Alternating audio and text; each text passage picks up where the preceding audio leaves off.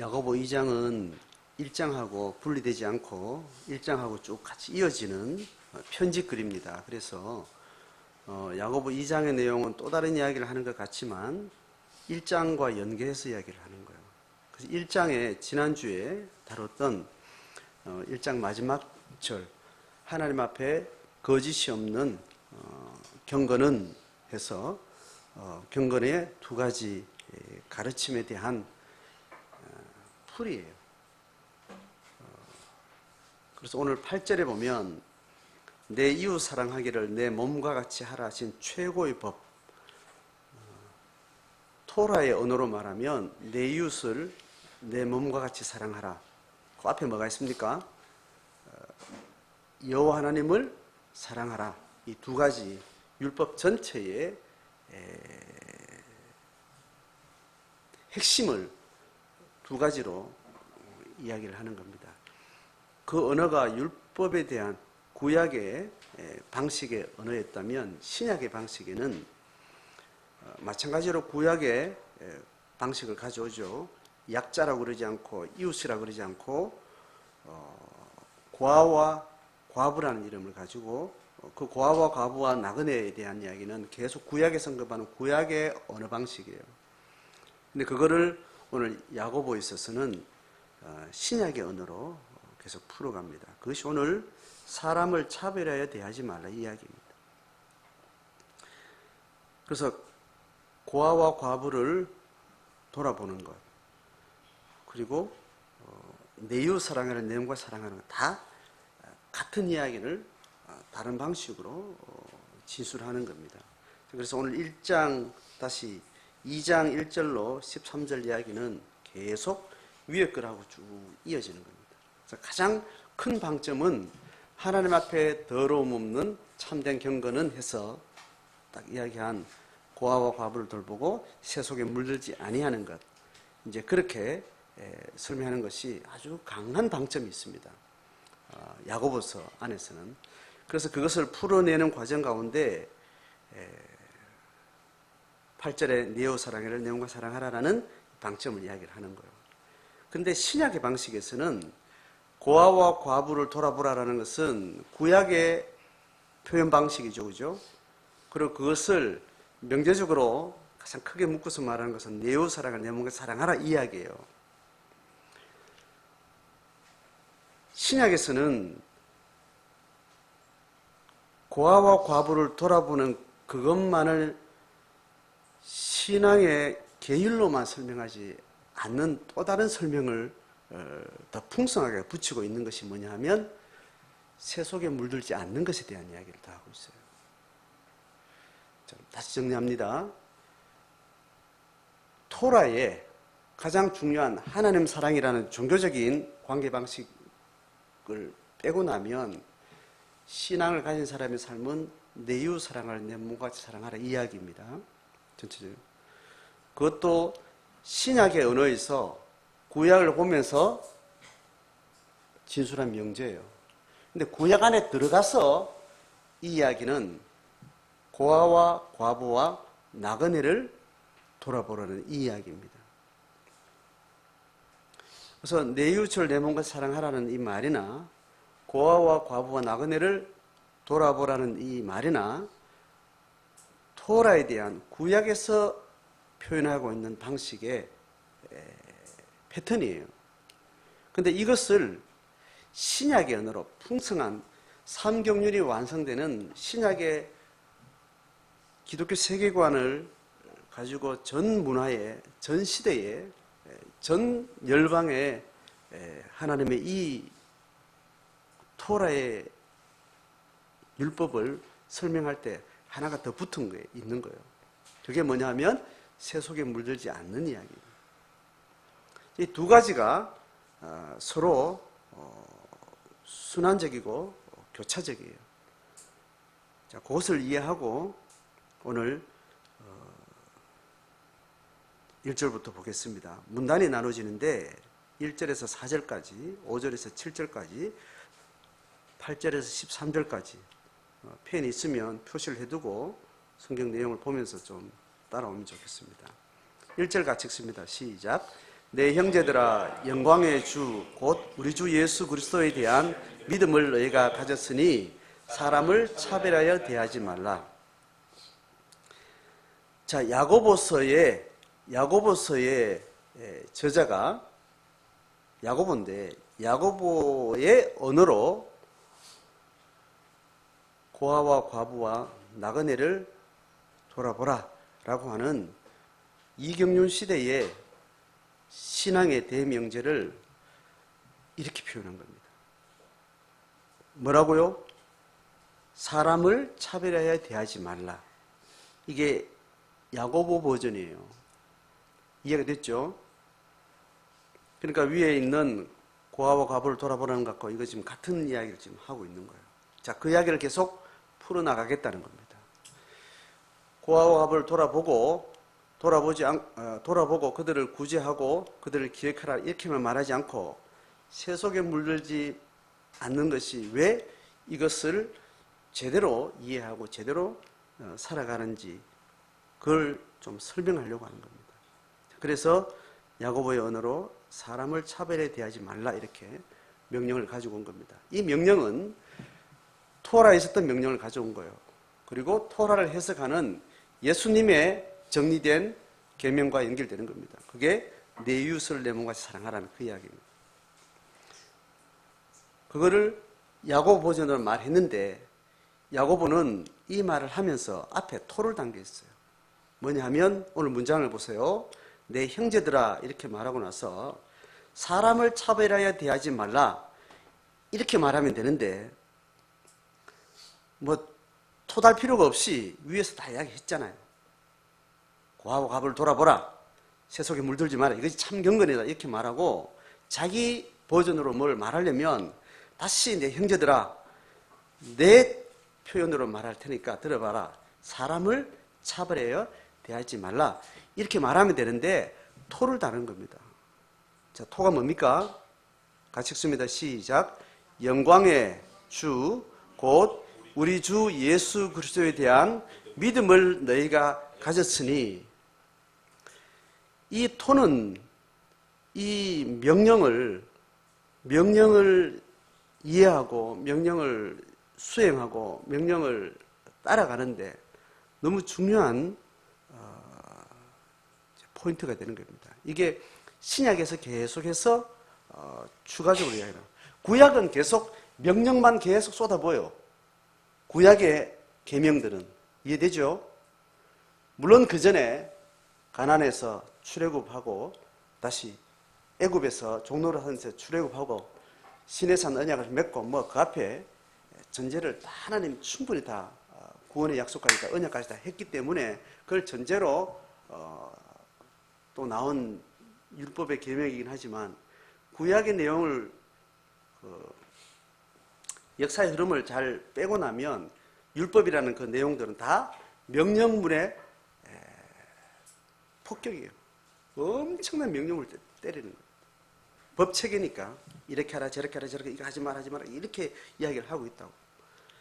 그런데 그것이 이스라엘 국가 공동체 안에서 있는 하나님의 계시의 방식에서는 그렇게 좁게 설명을 할 수도 있고 해야 될 어떤 그런 정황이 있습니다. 그런데 이것이 모든 열방에 가나안이라는 어떤 특정한 지역의 하나의 모델로서 하나님의 나라의 이미지를 만들던 그런 방식이 아닌 전 열방에서 공개된 삼경륜 시대의 언어를 가지고는 차별하여 대하지 말라는 이 명령 자체가 이 명령 자체로 주어진 것으로 이해를 하면 이제 문제가 이렇게 있는 겁니다. 이 명령을 받는 사람이 누구인지에 대한 이 명령을 하는 사람과 명령을 받는 사람의 관계가 전제되지 않으면 이 명령이라는 것은 이 하나님의 경륜의 전체 이해에서 굉장히 왜곡되어질 수 있습니다. 그래서 이야기를 하는 이 명령을 받는 차별하여 대하지 말라는 이 명령을 받는 사람은 누구예요? 지금 1절에 의하면 야고보의 형제들이라고. 야고보의 형제들은 야고보와 그 지체들과의 관계를 이야기하는데 그 형제가 누구 아버지 밑에 형제인 거예요? 하나님 아버지 밑에 한 형제입니다. 그렇게 족보의 언어로 그렇게 설명할 수 있고 가족의 언어로 설명할 수 있지만 믿음의 내용이 들어가면 뭡니까? 영광의 주 곧 우리 주 예수 그리스도에 대한 믿음을 너희가 가졌으니 이걸 전제적으로 설명하는 겁니다. 그래서 신약 시대에도 구약 시대에도 하나님이 명령 아닌 명령을 받을 때는 그 명령을 받고 그것을 자기 소명으로 알고 그것을 수행하는 자는 명령을 주신 분과의 관계의 전제가 확인되지 않으면 그 명령은 굉장히 위험한 명령이 될 수 있습니다. 그래서 하나님과 부자 관계, 자녀 관계, 이 관계가 설정되지 않는 사람은 하나님의 명령을 수행할 수도 없고 수행해서도 안 되며 수행할 능력이 그에게 없는 거예요. 그래서 성경에서 말하는 모든 명령문은 하나님과 그 명령을 받는 자가 어떤 전제적 관계가 완결되고 난 이후에 따라오는 거예요. 바울도 계속해서 이런 진술은 계속해서 반복적임에도 불구하고 성도들이 기독교를 이해할 때, 예수 신앙을 이해할 때, 믿음의 삶을 이해할 때 어떤 실행과 실제 속에 들어갔을 때 어떤 수행 원칙과 명제와 어떤 가치관이 있는데 그 가치가 이미 선제되고 완결된 이 관계 맥락에서 연결시키지 않고 자꾸 끊어서 하면서 이것을 굉장히 비신앙적인 방식으로 계속 그렇게 이해하고 행하게 되는 겁니다. 그래서 이 명령을 내가 하나님 앞에 받은 거예요. 그것을 이 명령을 수행할 수 있는 모든 개인 주체들은 이 명령을 내 것으로 받을 때 이 명령을 받는 하나님과 관계의 전제가 내 속에 확증됐는지 확인됐는지를 돌아보셔야 돼요. 이것이 확인되고 어떤 하나님의 명령을 내가 따르고 수행했을 때 본전 생각이 나야 돼요? 안 나야 돼요? 네? 하나님 외에 어떤 누군가 어떤 대상을 두고 본전 생각이 나야 돼요? 안 나야 돼요? 본전 생각이 안 나야 됩니다. 그래서 내가 죽도록 일하고 나서 뭐라고 말하는 겁니까?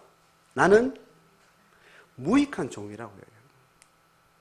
마땅히 내가 해야 될 거를 이미 하나님과 받은 계산에서 마땅히 할 걸 했기 때문에 이것으로 인해서 어떤 본전 생각이 나는 것은 이거는 사단의 지배 속에 있는 거예요. 그래서 내가 하나님 앞에 마땅히 받아서 행할 어떤 것을 해놓고 이것에 대한 어떤 대가가 내 의도와 상관없이 드러나는 것을 우리는 이것을 철저하게 경계를 하죠. 내 의도와 상관없이 그것을 보고 다른 사람이 그것을 의식하는 것에 대해서 그것도 책임을 지셔야 돼요. 일부 맥락에서 그렇다는 거예요. 알고 있는 한은 내가 그걸 모르면 어쩔 수 없지만 그걸 알고 있는 것에 대해서 의식을 하고 그에 대한 일만의 책임은 지셔야 되는 거예요. 그래서 예수님이 하는 말을 네가 행한 것으로 인해서 너는 마땅히 했지만 마땅히 한 걸 가지고 다른 사람이 그것을 오해를 하기 때문에 오른손이 하는 일을 어떻게 하라고 그랬어요? 왼손이 모르게 하라고 이야기한 겁니다. 나는 내 본전 생각을 안 한다 할지라도 다른 사람은 그것을 의식하기 때문에 그거에 대한 것도 네가 책임져야 된다고 해요. 책임을 그에게 묻겠다는 것보다는 그걸 악용할 소지가 네한테 있기 때문에 악용하는 것에 대한 극단적인 이야기를 하는 겁니다. 그것도 네가 책임져야 될 정도로 네가 그것을 가지고 악용하게 되는 네 무의식까지도 네가 그것을 잘 분별해야 된다. 내가 돋보기를 줘가지고 내가 도와줄게. 성령을 보내서 내가 충분히 네가 관심만 가지면 그걸 네가 충분히 헤아릴 수 있도록 악용하지 않도록 네 양심에 확인할 수 있도록 내가 도와줄 테니까 그것도 모자라서 그것을 꼼꼼히 들여다보고 한낱낱이 뒤집어 볼 수 있는 믿음의 지체를 옆에다 붙여줄 테니까 네 거기에서 실수하지 마라. 이것이 예수님이 오른손 하는 거를 왼손이 모르게 하라는 이야기예요. 그래서 어떠한 것도 내가 예수 이름으로 내가 행하는 모든 일들에 있어서 좋은 일을 할 때 그것은 어디에 근거하는 거예요? 믿음에 근거하는 겁니다. 그래서 그전에는, 예수 알기 전에는 내가 부모기 때문에 자식 사랑했지만, 당연히 자식이기 때문에 부모를 공경했지만, 이 좋은 일도 본이 되는 거예요? 이거는 해가 되는 거예요? 부모가 지극히 자식 사랑하는 거, 자식이 부모를 지극히 섬기는 거, 이게 해가 되는 일이에요? 본이 되는 일이에요? 좋은 일이에요? 이 좋은 일을 행함에도 불구하고 이 좋은 일도 어디에서 도출되어야 된다는 거 이야기하는 거예요. 하나님 아버지 앞에 네가 믿음을 가졌으니까 그렇게 하는 거다. 부모한테 받았다고 네가 하는 게 아니다. 부모한테 받은 것은 준 부모한테 내가 하는 게 아니고 부모를 통해서 주신 하나님 앞에 네가 받은 것을 돌려드리는 거다. 그리고 받았기 때문에 하는 것이 아니고 존재 자체가 나를 있게 하신 부모이기 때문에 네가 책임 안 지면 누가 책임지겠노? 네 부모도 내 애인데 내가 사람도 아닌데 누가 돌보겠노? 내가 천사가 돼가지고 가리? 날 믿는 네가 너희를 있게 한 부모를 네가 책임지는 공격을 네가 하라는 얘기야. 그래서 지극히 부모가 자녀를 사랑하는 조차도 부모 때문에 자식 사랑하는 방식은 믿음을 가졌기 때문에 사랑하는 방식하고는 근본적으로 다르게. 그래서 부모가 자식을 진정으로 사랑하면 그 사랑하는 자식에게 매를 더 줍니까? 떡을 더 줍니까? 예? 매를 더 주는 거예요. 하나님은 없는 사람은 그렇지 않다. 사랑하는 놈은 떡만 주면 돼. 떡을 줘야 된다. 매를 주는 건 아니다. 이렇게 설정할지 모르지만 하나님을 믿는 근거로 자식 사랑하는 사람은 진짜 사랑하는 걸 줄 때가 있고 진짜 사랑해야 될 때는 내가 매를 대야 될 때가 있고 그를 품어야 될 때가 있고 그를 버려야 될 때가 있고 그 영혼을 사랑하는 방식에서는 육신의 관점에서는 어떨 때는 떡을 주지만 어떨 때는 매를 대고 어떨 때는 버려야 될 때가 있다는 거예요. 그래서 천하 부모 자식을 다 버리지 않으면 하나님 사랑하는 게 아니다. 이 말은 무조건 거듭 차라는 게 아니고 육신의 관점에서는 참된 사랑이 어떨 때는 버리는 것일 수도 있다는 거예요. 영혼 사랑하기 위해서. 이 층위들을 우리가 잘 넓게 이해할 수 있어야 되고 그래서 내가 하나님의 말씀을 순종하려고 할 때 순종하는 내가 누구인지를 이해하셔야 되는 거예요. 하나님으로부터 다 받았고 사람으로부터 받은 것에 대해서는 이 준이가 궁극적으로 누구라고 이해하는 거예요? 하나님이 주셨다고 이해하는 겁니다. 그리고 그에게는 고마울 따름입니다.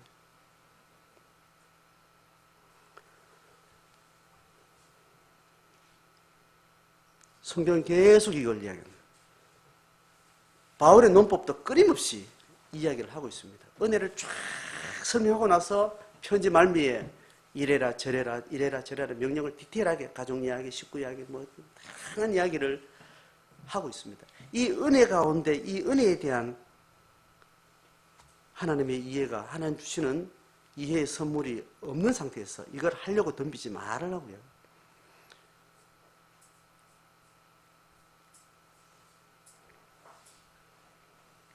자, 그래서 성경 전체적으로 믿음, 야고보하고 쌍을 이루는 쪽이 뭐라 그랬습니까? 무슨 성경이라 그랬어요?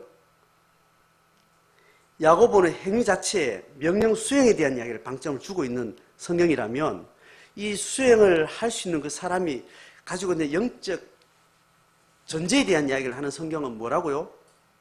로마서다 이렇게 이야기했죠, 그죠? 성경 전체에서. 그래서 로마서는 이 받은 은혜와 받은 은혜를 삶으로 살아내는 데서 가장 보석 같은 성경 전체가 반지라면 로마서는 반지의 알맹이 보석이라고 이렇게 설명을 합니다. 그 보석이 우리 속에 전제되고 거기서부터 우리의 삶의 실행이라는 것은 순종이라는 것은 그렇게 도출된다는 이야기입니다. 자, 그렇게 해서 사람을 차별하여 대하지 말라라고요. 이것을 우리는 꼭 기억하면서 이제 계속 이야기하는데, 앞에 1장에서도 계속 그 이야기를 했습니다.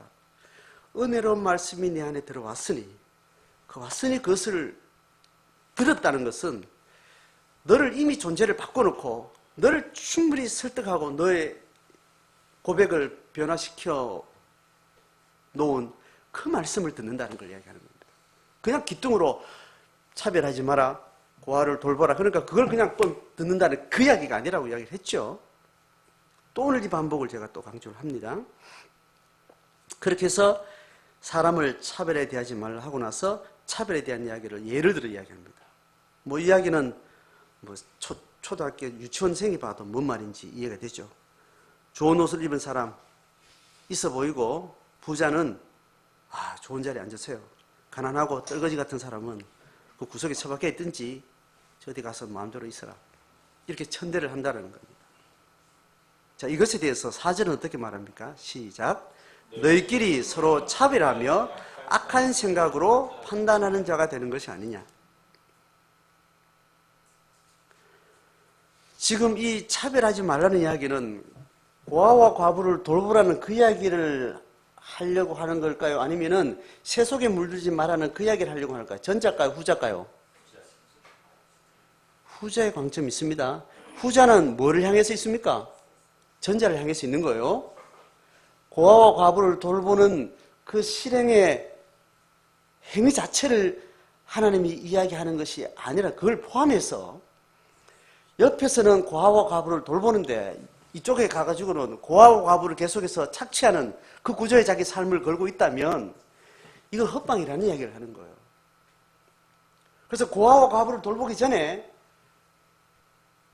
세속에 물들지 않아요. 세속은 뭐냔 말이에요. 세속은 고아와 과부를 압제하는 거예요. 자, 그러면 그 순환의 고리가 모순으로 딱 만나게 되죠, 그죠? 그 이야기를 지금 하려고 하는 겁니다. 그래서 돌보는 일을 하기 전에 이미 서로가 차별하고 악한 생각으로 사람을 판단하고 이미 기준 삼고 그 가치 기준으로 사람을 보고 그렇게 행동하는 사람이 그것을 받은 피해자를 몇몇 돌보는 것이 이게 얼마나 거짓되냐 이거죠. 차라리 내가 내 마음대로 살겠다면 처음부터 끝까지 일관되게 내 마음대로 살아라. 그게 정직하다는 거예요. 그럼 정직한 대로 심판받으면 그만이잖아요. 죽으면 자기 죄에 대한 답을 행하는 거죠, 그죠? 사악한 것은 뭐냐 하면 내가 여기서 이렇게 해놓고 이건 다르게 이렇게 행하고, 그리고 나서 하나님 앞에 심판받을 때는 이걸로 심판받으려고 해요, 이걸로 심판받으려고 그래요. 앞에 걸로 심판받으려고 해요, 뒤에 걸로 심판받으려고 해요. 앞에서 심판받겠다는 이 거짓된 이것이 하나님 앞에는 구역질나게 한다는 이야기예요. 이게 예수 믿는 사람들이 하는 거예요, 예수 안 믿는 사람들이 하는 일이에요. 예수 믿는 사람들이 이렇게 한다는 거예요.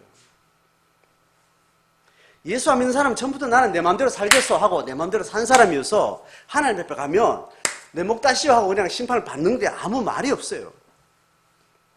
근데 예수 믿는 사람은 예수 믿겠어 하게 해놓고는 뒤로 가서는 딴짓으로 살아놓고 심판은 어디서 받는다는 거, 이걸로 받겠다고 이렇게 한다는 거예요.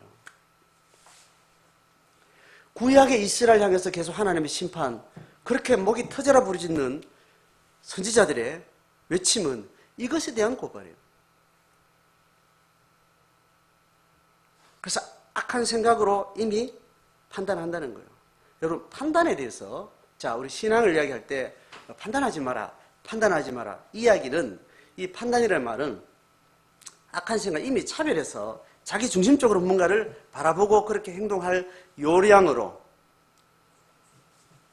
꿰뚫어 보는 걸 말하는 겁니다. 좀 부자네, 저는 가난한 사람이네. 그러면 내한테 도움되는 사람을 부자로 뽑아요, 가난한 사람으로 뽑아요? 부자로 뽑겠다는 거예요. 이걸 가지고 판단한다 라고 이렇게 이야기합니다. 자, 여러분, 이어서 이야기하는 판단은 우리가 경건의 언어로서 이야기하는 거예요. 일반적인 우리가 용어, 이걸 판단하고 저걸 판단하고 이 말하고 다른 이야기입니다. 우리가 경건과 제자도를 이야기할 때 우리가 사람을 판단하지 마라 이 이야기는 이걸 이야기하는 거예요. 자, 이것 말고 내가 여기 똥인지 된장인지 잘 구분해서 내가 날 중심으로 살지 않고 예수 중심으로 살기 위해서, 이게 사단이 속인다 그랬죠. 속임수를 잘 헤아리기 위해서 사실을 판단하고 구별하고 해서 신앙으로 살겠다는 그 마음으로 어떤 상황 파악을 하는 것을 판단한다 그래요. 또 뭐라 그래요? 요거는 분별한다고 이야기해요. 이렇게 바꿔서 이해하면 되는 겁니다. 이해되죠? 그래서 네가 판단한 거냐 내가 분별하라고 그랬지. 말에 여러분 헷갈리지 않아야 됩니다. 그리고 판단과 분별은 의도에 있습니다. 의도에서 파악이 되는 겁니다. 집사람 오늘 머리를 짧게 깎으니까 아주 어울립니다. 짧게 깎으니까 참 안 어울리는 것 같아요. 하나를 이렇게 사건과 상황을 판단을 했잖아요. 그죠? 집사람 좀 내 취향이 맞는 사람 같아요. 내 스타일이 아닌 것 같아요. 이런 이야기를 할 때 그것이 판단인지 분별인지는 그 말에서 결정되지 않고 의도에서 판별되는 거예요.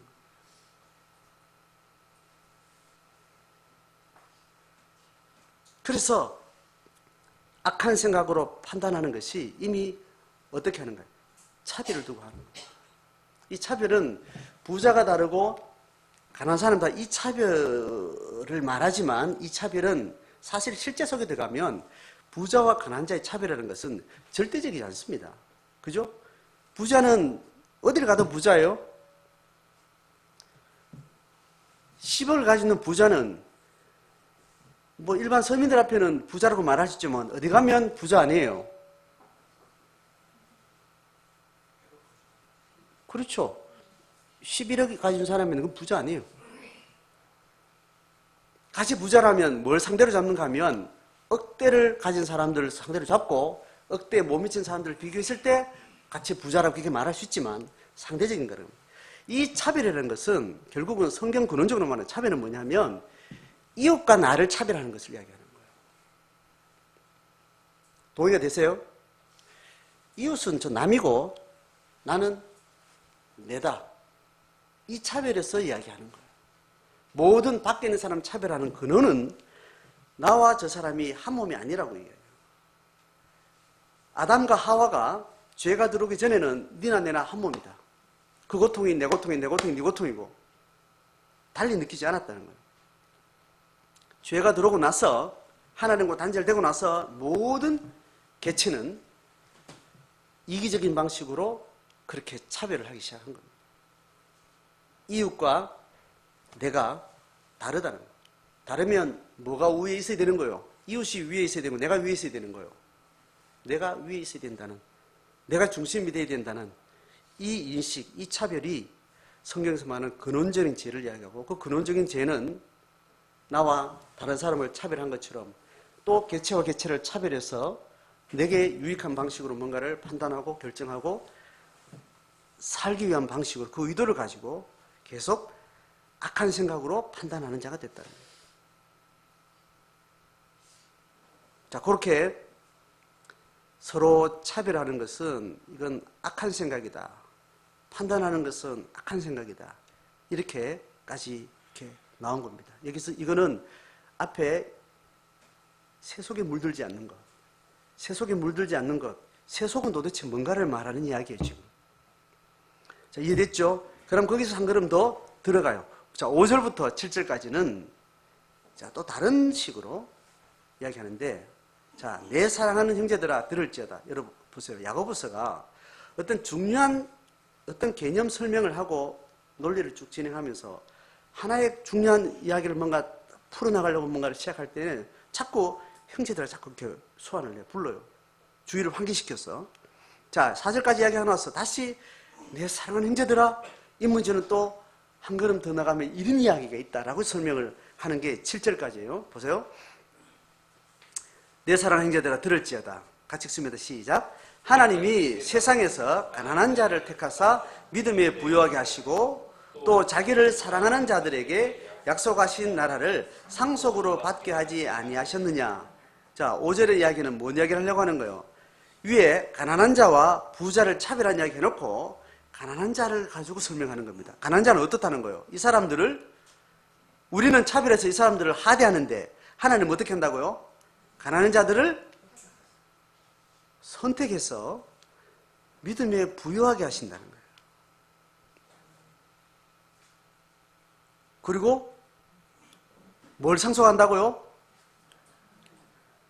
약속하신 나라를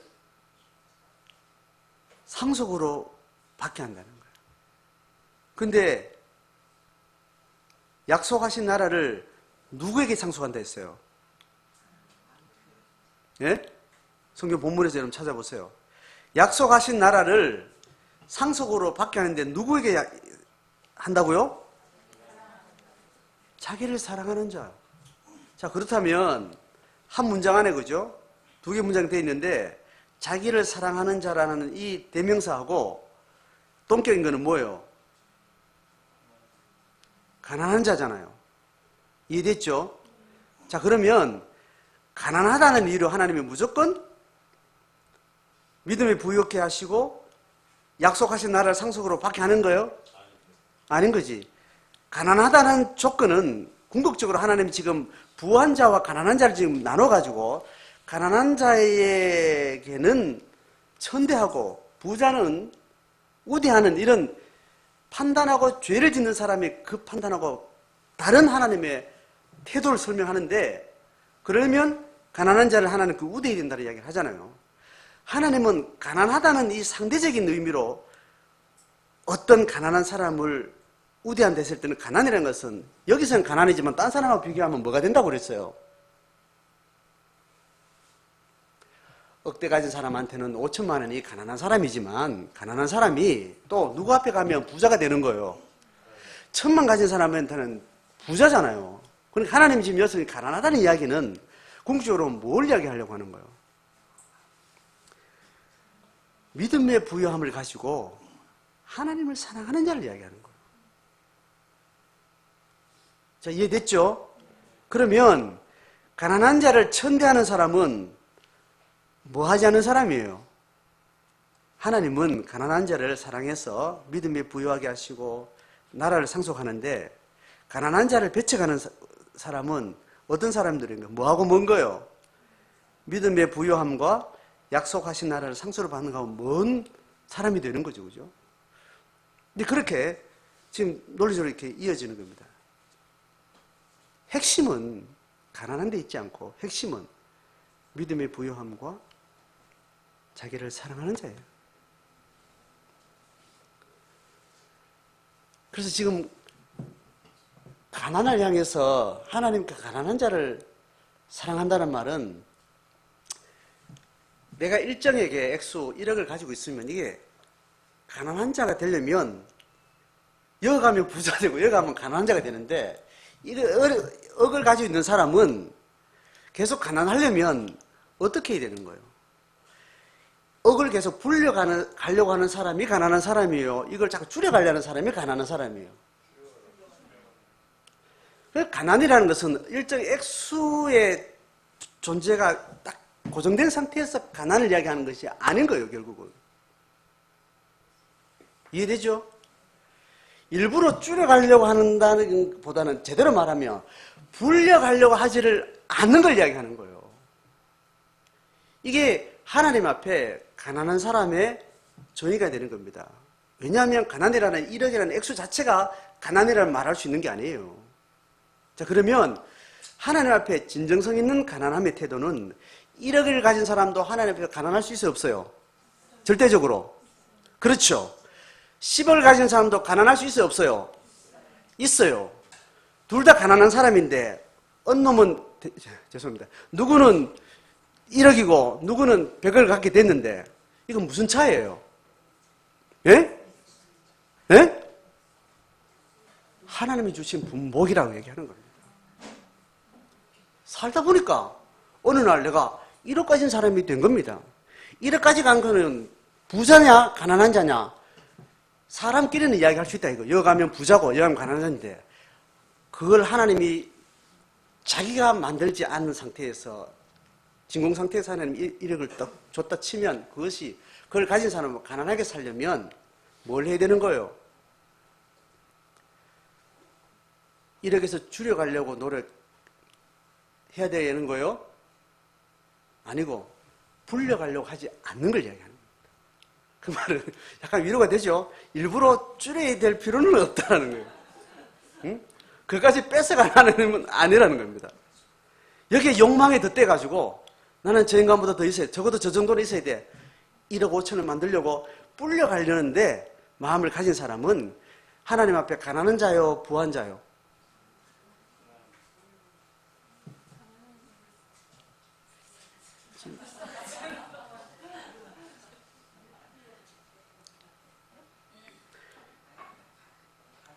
가난하다는 것은 성경 전체적으로 더 가지려고 하는, 남보다 더 가지려고 하는 이 마음에 동요되지 않고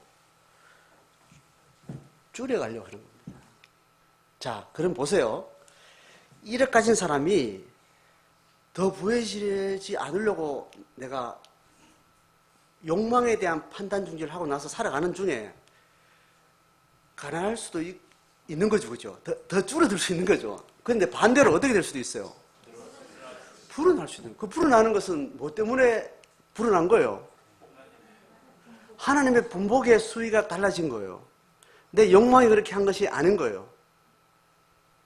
양심이 정직하다면 하나님과 자기만 아는 사이에서 그렇다는 거예요. 그런 사람은 돈을 줄여간다, 풀어간다, 여기에 자기 의지를 두고 있지 않고 어디에 의지를 두고 가는 사람일까요? 네? 오늘 성경의 본문으로 말하면 하나님을 사랑하는데 자기 의지를 두고 가는 사람이에요. 이해되죠? 새로운 욕망이 생겼는데 줄여가겠다는 것도 욕망이 아니고 불어가겠다는 것도 욕망이다. 욕망의 차원이 다른 욕망이 생긴 거예요. 어디요? 하나님을 사랑하겠다는 이 욕망으로 자기 욕망을 전환시키고 그 욕망에 집중하는 사람이 살다 보면 하나님이 그를 사용하시고 하나님은 그를 이끌어가는 과정 가운데 1억이 불어날 수도 있고 줄어들 수 있고, 이건 이 사람의 관심이에요, 관심? 주관심이에요, 주관심 아니에요? 이거 주관심 아니에요, 이 사람은.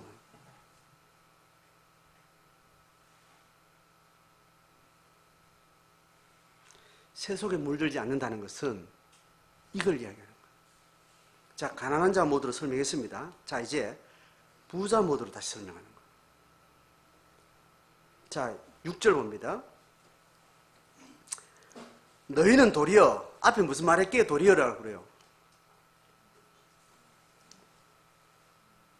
앞에 가난한 자를, 아니, 앞에 5절에서 하나님은 가난한 자를 어떻게 했다고요? 부유하게 하시고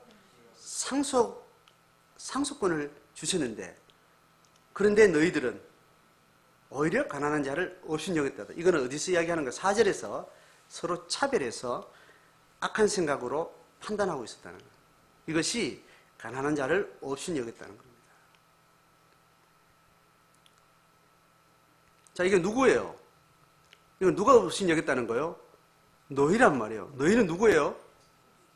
예? 이 성경 안에 이 편지 문맥상에서 너희가 누구예요? 야고보 편지를 받는 성도들을 이야기하는 겁니다. 그 교회를 두고 이야기하는 겁니다. 교회 성도들이, 그 제자들이, 야고보로 말하면 하나님 앞을 같은 아버지 두고 있는 형제들이, 믿음으로 살겠다는 사람들이 어땠다고요?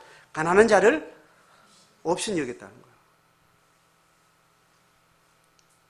자, 가난한 자를 업신 여겼다는 말을 가지고 어디로 연결하는가 하면 보세요. 하반절 봅시다. 시작.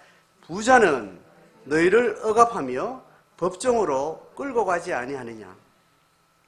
자, 보세요. 너희는 하나님과 반대로 가난한 자를 업신 여겼는데, 하나님은 가난한 자를 업신 여기는 분이 아니고 부욕해 하는 분인데, 너희가 가난한 자를 업신 여겼는데, 이 너희들처럼 또 업신 여기는 인간들이 있는데, 그들이 누군가 하면 누구라고 이야기하는 거예요? 너희들이 추앙해봤던 그들이 억압하고 법정으로 끌고 가고 비방하는 사람들. 자, 어떤 누군가를 향해서 업신 여기고 또 억압하고 법정으로 끌고 가서 공권력으로 또 아름다운 이름을 비방하는 이 부류들은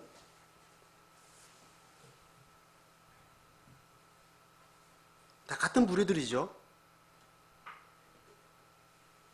이게 지금 부자를 높였던 사람들이 지금 야고보 편지를 받는 성도들인데 이 성도들이 부자를 높인 거는 누구와 동일시 되려고 하는 것 때문에 그런 거예요.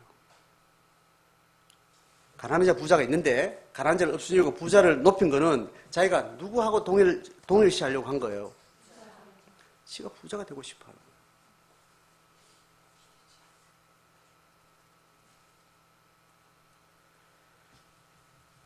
자, 하나님은 부자를, 가난한 자를 부욕했는데, 그죠? 그 가난한 게 절대적으로, 물리적으로 고정된 가난을 이야기하는 거예요? 그렇지 않은 거예요? 아니라 이야기했죠? 그럼 부자도, 아까는 뭐 1억을 이야기해서 또 1억 가진 사람이 누구한테 비하면 부자예요. 그죠? 적게 가진 사람한테 비하면 부자이기 때문에 하나님이 그 부자를 하나님은 어떻게 한다는 거예요? 아니고, 부자의 핵심은 뭐냐 하면 이거예요. 업신여기는 거예요. 그죠? 억압하고 짓밟고, 그거는 뭐 때문에 그런 거예요? 자기가 1억 가진 데서 가만히 있지 않고 뭘 하려고 하는 거예요? 불려나가려고 하는 것 때문에. 그러니까 1억보다 적은 인간은 밟고, 뺏어서 내 1억을 더 채우겠다는 그 욕망에 이렇게 있는 거예요. 그래서 1억 가진 사람이 하나님 앞에 가난하려면 어떻게 한다 그랬죠 아까? 돈을 줄이려고 하는 거예요? 불리려고 하는 거예요? 돈에 신경 쓰지 않고 뭘 하는 거예요? 하나님을 사랑하는 거예요. 자, 그러면 자, 하나님 앞에 부자는 1억을 가지고 부자라면 뭐 하는 사람이에요? 돈을 가난한 자와 반대로 불려가려고 하는 사람이 부자겠죠, 그죠? 하나님 보시기에 부자는, 그 부자는 불려가려고 하는데 돈만 불려가려고 하는 게 아니라 돈을 불리면 반드시 뭐가 된다는 거예요? 없는 인간들을 없이 하고 착취하고 될 수 있는 수단과 방법을 뺐어야만 그게 되는 거예요. 이 두 가지 같이 되는 거예요. 불려가겠다는 욕망은 상대적으로 적은 자들을 계속해서 적게 만들고 그 적은 업신여기고 짓밟고 그것으로 반대급부로 내가 또 불려가려고 하는 이 작용이 같이 되는 거기 때문에 부 자체가 문제가 아니고 부가 결국은 뭘 만드는 거예요? 억압과 압제를 만드는 겁니다. 고통을 적극적으로 산출해내는 여기에 동참을 하게 된다는 거예요. 그래서 하나님이 이야기하는 부 자체는 절대적이지 않다고 이야기해요. 가난도 절대적인 가난이 아니라 그랬죠. 하나님이 주목하는 부한 자는 불려가겠다는 사람. 그러면 불려가는 것 자체는 가치 중립적인 행위예요. 그러나 그것은 쓰리쿠션 이야기했죠. 한 번 튕겨 두 번 튕기면 다른 사람을 짓밟고 있는데 같이 연쇄적으로 연결되어 있다는 거예요.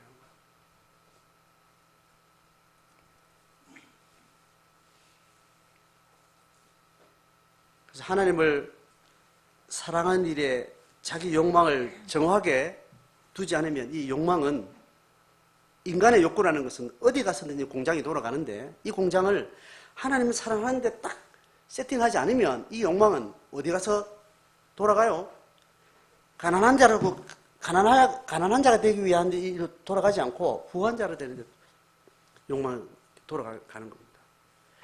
회색 지대는 없어요. 그럼 내 살아가는 삶의 욕망에 내 삶의 동기를 어디에 있는지 확인해야 되는 거예요. 하나님 사랑인지 확인하셔야 되는 거예요. 이거 확인되는 사람 손들어 보세요.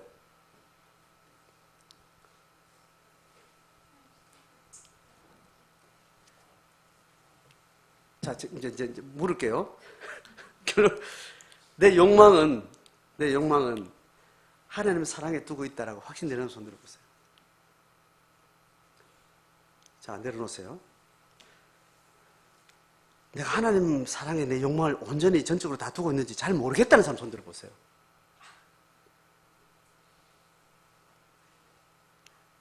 그러면 가난한 자를 없인 여기는데 거기에 내 욕망을 두고 있다는 손들어 보세요.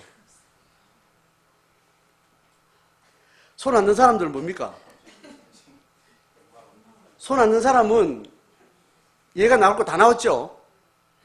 그죠? 다 나왔는데 손 안 든 사람은 제 심정적으로 잘 모르겠다라는 데 있다 손을. 잘 모른다면 확실히 뭐예요? 잘 모르겠다면 확실히 뭐예요? 가난한 자를 없이 여기는데 두고 있는 거예요. 논리적으로 맞아요?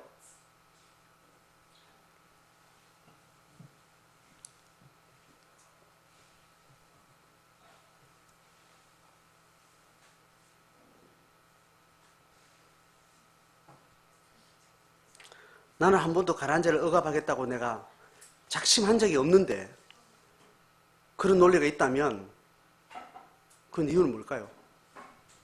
나는 한 번도 대체적으로 가난한 자를 짓밟겠다 이름만 먹은 적 없는데 내가 하나님을 사랑하는 마음을 내가 온전히 가지고 있지 않다는 이유로 내가 가난한 자를 억압하고 있다는 사실이 결론은 나왔다면 이유는 뭘까요? 알고 해서 그런 거예요? 모르고 해서 그런 거예요? 모르고 하는 거예요. 모르고 하는 것도 죄다 죄 아니다? 죄라고 해요. 그래서 하나님이 변호사를 붙여주겠다는 거예요. 네가 헷갈리니까 잘 모르니까 전문 변호사를 붙여서 네가 이걸 잘 알 수 있도록 도와주겠다는 게 누굴 보내신 거예요? 두 번째 보혜사 성령을 보낸 거예요.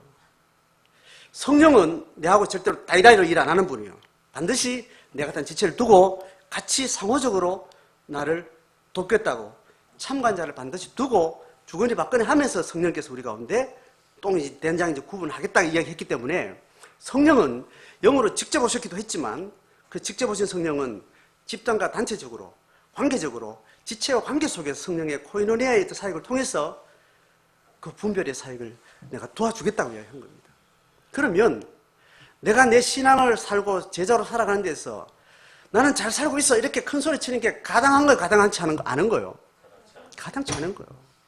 그래서 우리가 신앙의 태도는 두렵고 떨리는 마음이 필요한 거예요.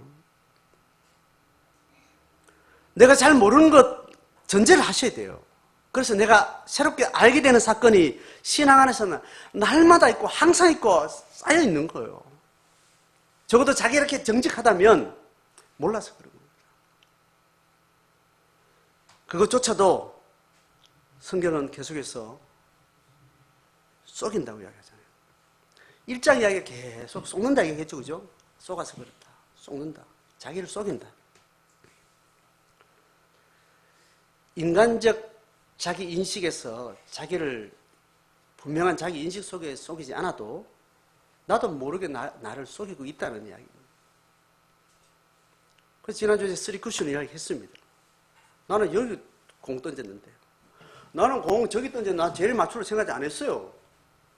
난 저기 있으면 공 던졌어요. 근데 저 별박이 삐딱하니까 맞고 두 번 맞고 쟤를 때렸으니까 이 때린 거 책임이 자기한테 있어요 없어요? 있는 겁니다. 공이 어디로 튀어간지 지가 안 봐서 그렇지 반드시 던진 자기 공 때문에 쟤는 맞아 죽었거든. 그 책임이 자기한테 있는 겁니다. 자기를 속일 수 있다는 것에 대해서 내가 의도적으로 속일 수 있고 의도하지 않아도 속일 수 있다는 것에 대해서 우리는 깨어 있어야 됩니다. 성령을 믿는다면 이것에 대해서 본인이 정직하셔야 됩니다. 내가 모르는 상태에서는 내가 어쩔 수 없지만 알고 있는 상태에서는 내가 책임을 지겠다. 그러면 모르는 상태에 대해서 두렵고 떨리는 자세가 반드시 있어야 됩니다. 그리고 새롭게 안 사실에 대해서 한 번도 생각해보지 않고 묵상도 해보지 않고 고민을 하겠다는 받아들이는 준비가 되지 않는 상태에서 무조건 아이다라고 배짱 내미는 거는 그건 교만인데. 성경이 계속 이야기했잖아. 네 모를 수 있다. 모르는 거는 문제 되지 않는 건데 알아야 된다. 도와주겠다는 생각에 붙여놨는데도 네가 내 아는 하늘처럼 이게 맞다라고 이게 난 결백하다고 배짱 내밀고 배울 준비도 안 돼 있고 들을 마음도 안 돼 있다는 것은 하나님 앞에 교만한 거예요.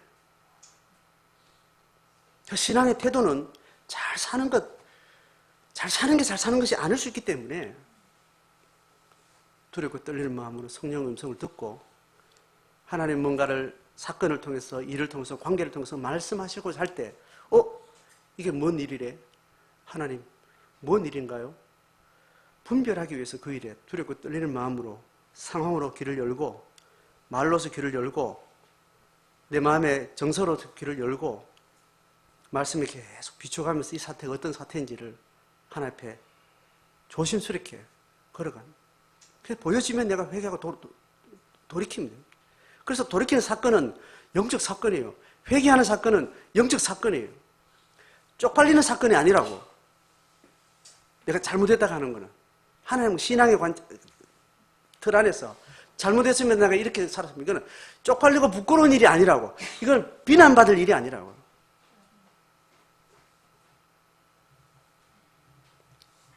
그래서 목사가 오류하는 것은 들을 준비가 안 된 제자에게 자꾸 들으라고 갖다 드리면 이게 목사가 계속 자빠집니다. 물어봐야 되는데 성경은 이렇게 한대, 이렇게 모를 수 있다는데 분별하라는데 이해가 됩니까? 혹시 모를 것 같아서 내가 할 말이 있는데 좀 들어보실랍니까? 듣겠다는 사람한테 말을 해야 되는데 들을 준비도 되는지 안 되는지 확인도 안 하고 이거 봐라 저거 봐라 자꾸 이야기하니까 목사가 짜증스러운 겁니다. 그죠? 교회가 짜증스러운 겁니다. 제가 그동안 많은 설교가 여러분한테 너무 짜증스럽거든요. 힘들게 합니다. 아멘이라 그랬어요. 아니 그랬다니까요. 내가 들을 기가 하나님 앞에 준비가 안 됐는데 양심적으로 나 들어야지라는 마음 하나님 앞에 두렵고 떨리는 마음 듣지 않는 상태에서 자꾸 들이밀고 자꾸 이렇게. 그래서 목사가 설교를 너무 많이 하는 것이 여러분한테 영적으로 피곤하게 하는 거예요. 들을 수 있는 기가 있어서 그 듣는 기가 있어서 작은 미세한 것을 들은 그 사건을 나누는 것이 우리를 영적으로 엄청난 은혜와 하나님의 임재 경험이 되는데 들리지도 않은 소리를 이 성경을 갖다 대고 바가지로 쏟아부으니까 그게 우리의 영혼을 울릴 일이 아닌 겁니다. 계속 피곤하고 이게 뭔 소리야 자꾸 목사님 자꾸 뭔 소리를 하는 거야. 피곤한데 영 안에 열리지도 않고 영적 사건도 없고 와닿지도 않고 하나님 느껴지지도 않고 그래서 내가 뭘 하는지 모르겠습니다.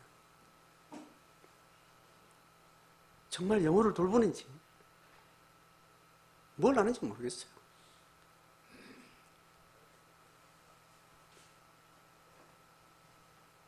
맡은 자에게 지혜가 없어서 은혜가 필요합니다. 혼자 하는 일이 아니에요.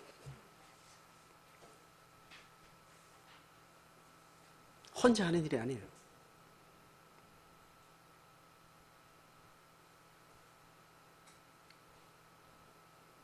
그래서 받은 말을 듣고 성령께서 그것을 잘 해석할 수 있도록 여러분 골방에 가서 내 마음의 심령의 영적인 상판을 두고 들은 말과 상황에 대해서 대조하면서 심도 있게 보셔야 돼요.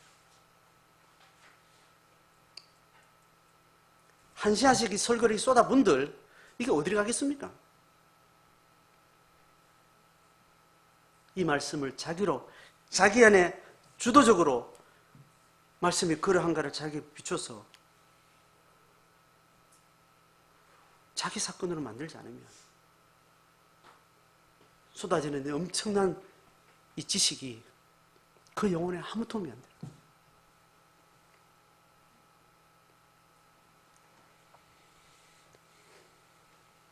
그래서 여러분 이야기 하셔야 돼요. 목사님, 설교 시간이 너무 깁니다. 이게 내가 소화하기에는 내가 골방에 들어가서 내가 이 말씀을 가지고 내가 자기를 잘 돌아봐야 되는데 이게 전하는 자와 듣는 자가 같이 성령 앞에 함께 교감하는 거거든요. 양이 너무 많습니다. 돼지가 너무 많아요, 목사님. 한 돼지만 해도 내가 한 주간 동안 묵상하고 해도 충분합니다. 목사님 말이 너무 많은 것 같아요. 이렇게 하셔야 되는 거예요.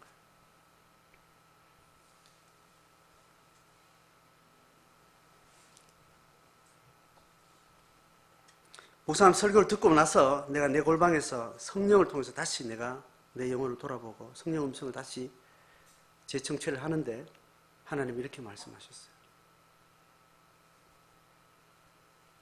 그걸 셀에서 고백하시고 고백할 때 목사님 지난주에 설교를 너무 은혜롭게 말씀하셨어. 그게 내가 감동을 받아서 나 이거 은혜를 깨달았습니다. 이렇게 말하는 게 아니고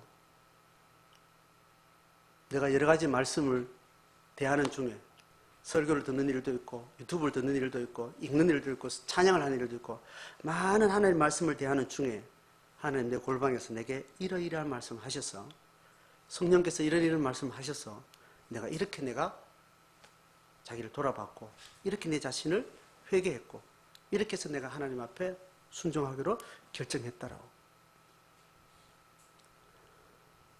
하나님의 성령께서 내 골방에서 내 영혼을 그렇게 이끌어 주셨다는 그 고백을 하셔야 돼요. 그걸 가지고 영적인 떡을 뗀다라고 이야기를 합니다. 영혼의 떡을 떼는 거예요. 이 강단의 말씀은 떡 나눠서 집에 갈 때 이제 배불리 먹고 영적으로 충만해서 가는 그 잔치 이미지라고. 목사가 주는 떡은 조리가 잘 안 돼 있어요. 너무 생덩어리야. 이거 조리를 잘 해야 되는데. 그걸 셀 공동체 안에서 조금조금 씹어가지고 내게 살이 되고 피가 됐던 이 영의 양식을 간증을 하면 그게 입에도 맞고 몸에도 좋고 달짝지근하고 먹으면 배부르고 기분 좋은 그런 영의 떡이 되어서 도전을 받고 은혜를 받고 그렇게 또 세상으로 나가는 거죠.